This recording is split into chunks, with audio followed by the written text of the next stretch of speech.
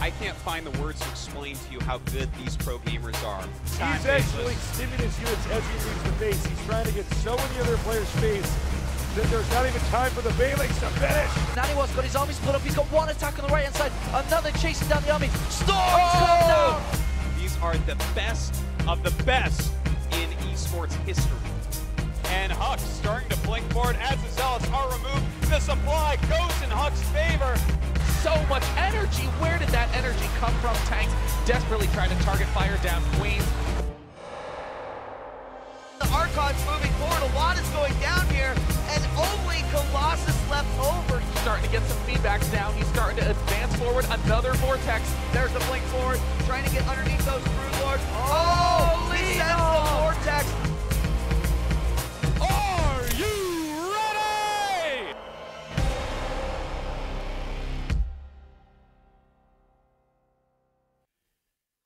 Ladies and gentlemen, good evening from the MLG studios here in New York City, and welcome back to the Winter Season Showdowns. My name is axeltoss. I'm joined by axslav, and this is where we watch Heart of the Swarm Best of Fives every single weekday at 5 p.m. Eastern to determine who goes to the Winter Championship event in Dallas, Texas on March 15th. That's right. We have a bunch of games. We have a bunch of matches. We're watching all of them here, 5 p.m. Eastern. And again, the winner of each match gets that all-expenses-paid trip to Dallas, Texas. A lot on the line here. There is a lot on the line, of course. If you do get that all-expenses-paid trip, not only is it a free, awesome trip to the great city Dallas, but also you're one of only 32 people competing for a $75,000 prize pool. That's a lot of money on the line for a very exclusive group of people. Exclusive is a great way to put it, because all of these guys, they're the best in the world. Not just anyone is playing in the online portion of this event. Of course, 4 players are already qualified. Life, Lenok, Bomber, and Flash. Those chaps aren't bad. Not a bad group of top 4. Of course, they got top 4 at the Dallas event last year, the final event of the MLG circuit. And now we're trying to find those 28 people to join them. We already have plenty of quality players involved. I was looking at the racial distribution a little bit earlier today. I think it's like 6 Protoss, 6 Terran, 5 Zerg. Something like that. Of the ones currently qualified. That's great. Very even racial distribution. Awesome to see. Of course, this week is the Power Week, I like to call it. Of course, I just started calling that right this second.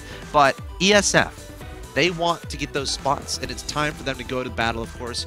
On Monday, we had Nesty versus Creator. Creator with a 3-0 there, but MVP got his revenge on Tuesday, taking out Curious 3-0. Honestly, both of those series were relatively one-sided, but it's going to be awesome to see MVP in Dallas. And of course, if you missed those matches, they are available right now on youtube.com/officialmlgse2 in full 1080p HD. So, of course, it's free to access, free to watch. Definitely take advantage of that if you missed it. Of course, if you appreciate that that's available for you, be sure to drop a subscribe, and of course, you'll be notified every time a new match is uploaded to that YouTube channel.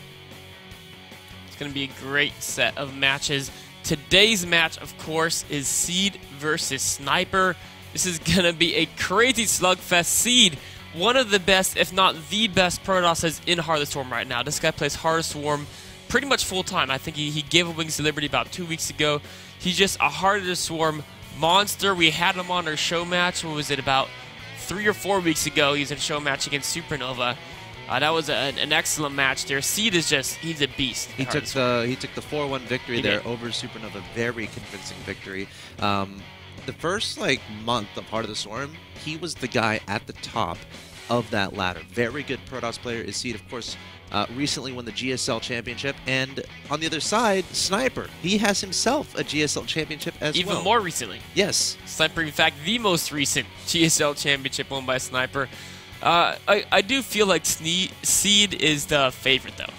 I mean, given I think I would agree. He's got greater Heart of the Swarm experience, and you know. Do we know that though? I mean, I think it's pretty confident. I mean, with Snipers played in Wings Liberty tournaments more recently, so yeah. I feel like Seed has greater Heart of the Swarm experience. I feel like in Korea, the Protosses have been doing well versus Zergs. That's true. But you know one interesting side point. So Sniper's one of those guys who, if you think he's an underdog, he's gonna win. That's the GSL he won. Everyone's like, that was in Vegas, I think. Yeah, well, even from the round of 8, they're like, he's not gonna beat Lenok. No way. He beats Enoch. Then, like, Ryung's playing the best Ryung's ever played. He's not going to beat Ryung. He beats Ryung. Like, oh, Hyun was going to win it all the way. The finals are really in the semifinals when you know, Hyun's... Sniper wins. Yeah, and the Sniper beats Hyun, too. So, he's best when he's an underdog. Yeah. And then, you know, right after that GSL, he started losing a couple games, maybe because people stopped thinking of him as an underdog. Now he might be in that position now again. He is again, so we'll see. Can he snipe down the seed? Are we going to see some awesome Heart of the Swarm strategy? I'm really looking forward to this match. And again, as we get into game number 1, be sure to get on Team Liquid. Be sure to get on Reddit. Tell people this is going on because you don't want to miss it live. Of course, if you miss it live, not a huge deal. YouTube.com/officialmlgsc2. It'll be there very soon after the stream goes down. So, or after as rules of engagement is happening. So, take advantage of that if you miss any live matches, like you get to go very soon. But that being said, I'm ready to get into game 1 of this best of 5. Again, the winner advances on to Dallas, Texas, gets that all expenses paid trip to the Winter Championship event. Let's go ahead and scroll on into game number 1 of this best of 5. In the bottom left-hand location, we have the red Protoss player from Team IM, recent GSL champion, one of the 3 Musketeers on Team IM. I don't know if they've been called that before, but I'm doing it right now, and I feel good about it. It is Seed. Of course, the other Musketeers being MVP and Nesty. The 3 GSL champions on that team. I mean, they have a lot of other great players as well, but those are the champions amongst them. Probably the top from each race on that team. Of course, his opponent in the top right-hand location, the Blue Zerg player, also a recent GSL champion, a little bit more recent than his opponent. He is Sniper from Team MVP. Of course, teammates with Dong Regu. Very, very, very good Zerg practice partner there. Of course, Sniper also does a lot of Protosses, geniuses, one of those crazy inventor guys that I'm sure Sniper's prepared for crazy builds, which is going to be great because this is Heart of the Swarm, and every build's going to be a little bit crazy because people aren't quite used to the new gameplay yet. Talking about, you know, it is Heart of the Swarm, but also this is a map that many of you guys at home may not have seen that much. This is Bifrost. It's one of my... It actually might be my favorite map in the current pool. I just love this cool feature it has, which is this back secret alley. So you have this natural expansion that's kind of behind your main. Yeah. So you think it's very safe. But if you go all the way around the map, there's this tiny little like passageway along the very sides of the map. I mean, it's hard to actually describe this without seeing a unit going on it, because it looks like the edge of the map, really. It does. But a unit can definitely walk on that. They can. It is easy to wall off. It's one of the things everybody has to be careful about, that little back alley. You want to wall it off most of the time with a depot, a pylon, or a Zerg just put an overlord there so you keep tabs on it as the game progresses. But what's cool is throughout the game, both in the natural, the third base, and even some building placements in the main, you can constantly harass the economy or the structures by landing units on that high ground or just running them around the back. But of course, the units will be isolated and trapped there, so it's kind of a risky maneuver, but it's really cool to see it done. Yeah, of course, the third base as well over here, there's a ledge that we've seen utilized a few times in professional level play. But we'll have to see what these two guys here. Of course, we've seen a PvZ on this map before, or at least I did. I think you ducked out a little bit earlier. It was Roro versus Hero. I think it was either game 4 or 5. If you missed it, definitely go check it out. Lots of cool play from both of those players. And we'll have to see, you know, what these guys end up doing. Sniper going for an early gas. This has kind of been a trend. Just getting that early speed just keeps you a little bit more safe against the scary stuff that could come at you nowadays in Heart of the Swarm from the Protoss. Talking about scary stuff, Seed has not built his Nexus yet. So one base Stargate. It's because he's going straight for that one base Stargate, and you know what? I don't think Sniper realizes this quite yet. I mean, well, actually, he knows it was a later Nexus because he scouted the front.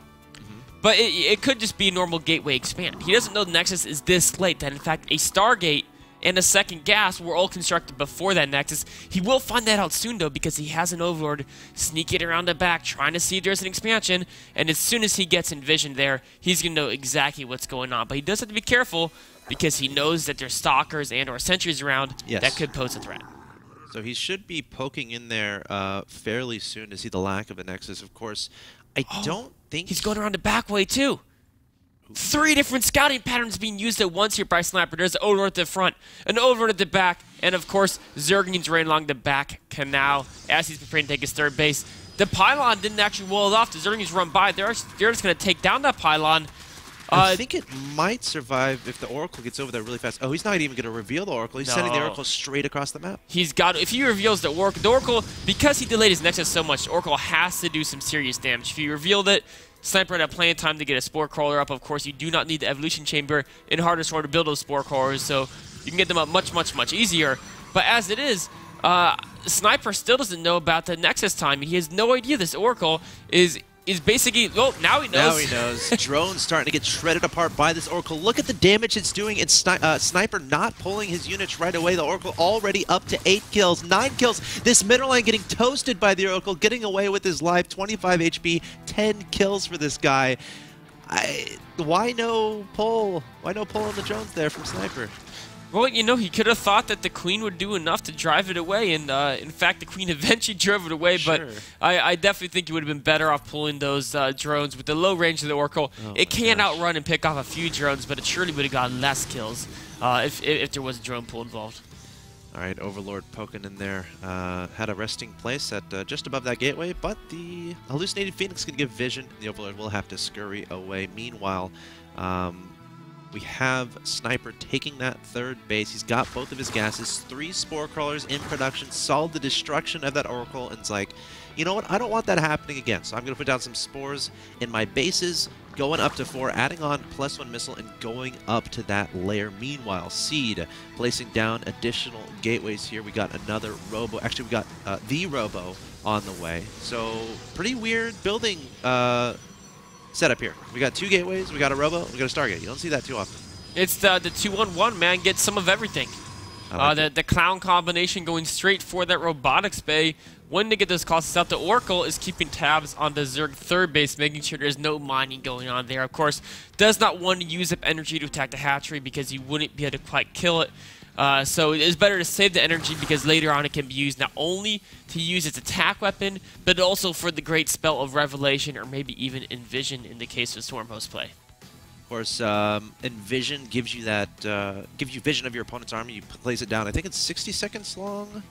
Yeah, 60 seconds. Or no, that's Envision is 60 seconds. Where they're both 60 seconds. Oh, okay, fair enough. But Envision detects.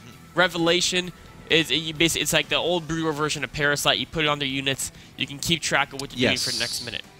Except it's like Mass Parasite because you put it on an area, not just a single one. So a little bit better than an old Brood War spell Parasite. As it is, though, straight for Colossus, which is going to be great because, you know, Sniper is going for Hydrodus and range and roaches, and Colossus, especially when you get a bunch of them, the Colossi-based army is going to be great against those type of units at the Zerkin field. 52 Harvesters to 46 right now in favor of Sniper. Oracle still patrolling across the map, and you said it, Colossus, the first one, about to pop out. And I think Seed did a complete wall-off here, might have to take down one of his pylons to actually get out of his base. We have a Phoenix. Seed did build a Phoenix, starting to roam around and kill Overlords. And there's like about 3 or 4 vulnerable Overlords on the map, but looks like we might see a bit of a 2-base timing here from Seed as he's adding on 2 additional gateways, not making any more probes. Thermalance is about to finish. His second Colossus is about to finish as well. This could be a very scary push indeed. It definitely could be. It looks like Sniper has really been powering off of mostly 2 bases as well. Just a few drones mining the third. Really going very, very Hydrodus heavy. I'm a little bit worried about how well the Hydrodus are really going to operate against, you know, the Colossi base composition that Seed is forming. He is getting the speed upgrades. Maybe he can dip and dodge, but dodge all you want. Those lasers, though, man. Those lasers. Those lasers can still hit you. Of course, you cannot move faster than light. Unless you have a warp drive, which Hydrodus don't have yet. No, not yet. No, it's only a matter of time before that upgrade is added into the game of StarCraft 2, Heart of the Storm. Of course, here comes Seed to his opponent's side of the map. The question becomes, where does Sniper want to engage? Doesn't want to engage with this small squadron. It's such a small force, and if he loses that, it's going to be critical he loss. Definitely sees the army. Okay, gonna run away. He's got to run, but there's no the Hydrodus speed isn't complete. Oh, but Seed doesn't want to move into open. Because he's worried that more reinforcements will come if he moves it large. It's a trap, so he's going to stay in the close quarters. He's going to stay where the ramps are, and this is a great move here from Seed. Keep in mind, he has a Mothership Core, has the ability to recall if he wants, but as we said before, doesn't have a third, not making probes. He wants to kill Sniper right here, right now, advancing towards his opponent's third base. A probe trying to get a pylon down. That might be the only probe in this competition. Ling's coming in from the left-hand side, Ling's from the right-hand side, and the Sniper going to try to engage from both directions, but there's the Time Warp. Seed with great control here, and this is not going to be enough from Sniper. No, it's not. A very small force from Sniper. Curious is why he didn't engage up the ramps this early on into the attack. As it is, though, he took a beating, was able to force a couple of force fields, but I think Seed is more than happy with the way that unit trade worked out. His Sniper's got to scramble to rebuild his army now. No Spire to potentially make Corruptors to deal with the Colossi. He has to make this work with pretty much exclusively Lings and Roaches and Hydras if he feels like it. But this army is massive from Seed. He's got 120 supply, throwing down the force field, taking down that third base from his opponent. Hydra's trying to extend forward, but there's the GG from Sniper. And Seed constructing a nice little two-base timing push, of course.